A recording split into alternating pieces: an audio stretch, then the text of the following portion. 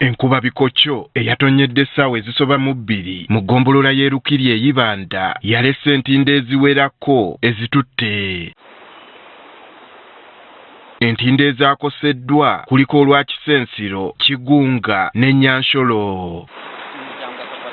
Abatuuze bagamba enkuba eno eyatonye nga gye bagoba mu ggulu yayonoonye buli kimu nga kati tebakyasobola kusala kugenda ku ludda lulala. Kati ekibiro no kugira ngu amizi ebintu ebikuruga omubingire mbi bizire byizo tindo byakavalinga kavore karaka henjere agwanyuma ekibiro no kugira ngu kamaze kwizura urutindo rwa mazima mustere ho buyambi urutindo rwe murebwe ngo mwarukora zuba abana bitu bagaruka mu masomero baza kwega kandi abantu abaferirwe ntoke ntubasaba bagumisirize ahabo kube kinte kibireho n'ikinte kigwererezi ekitakubasa kugira ngo nite ntubasa futaho buyambi nkitwe nk'abantu mwajo egwire munonga yagwa almost 2 kandi yatere satwe rugurokwe yaretera kimwe ibintu byona ebikurge ruguru wakushangana babahingi bitu baburiza abantu bitu baburiza amataka gakacendera nibahinga kubi. John Mary babisibiremu ssentebe w'eggombolola y'Erukiri awanjagidde abakulembeze abawaggulu okubadduukirira. Kati ndobutindo bwitu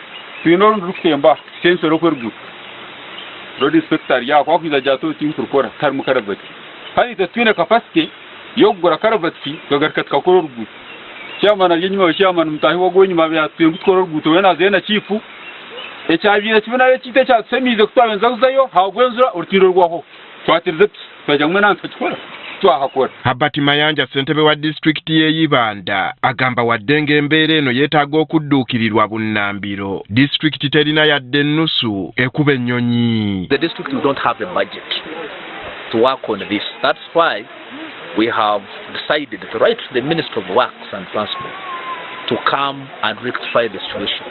Kati bano basabye abantu abawangaalira n'okulimira okumpi n'emigga okwamuka ebitundu bino mu bunnambiro. We have told our people, one, to move away from the hill. Secondly, to use proper cultivation methods when they are cultivating in the hill of Bunga.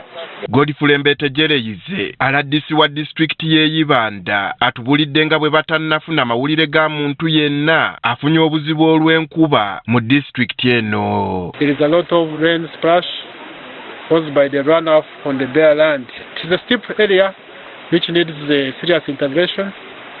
We need to have scientific sustainable approach on this area. Wabula wanjagidde buli omu okuba obulindaala n'asaba abatuuze okusimba emiti egisobola okubataasa mu mbeera ng'eno. They have told me that earlier it had happened. Now it has happened and it will happen again, but I don't want it to happen again.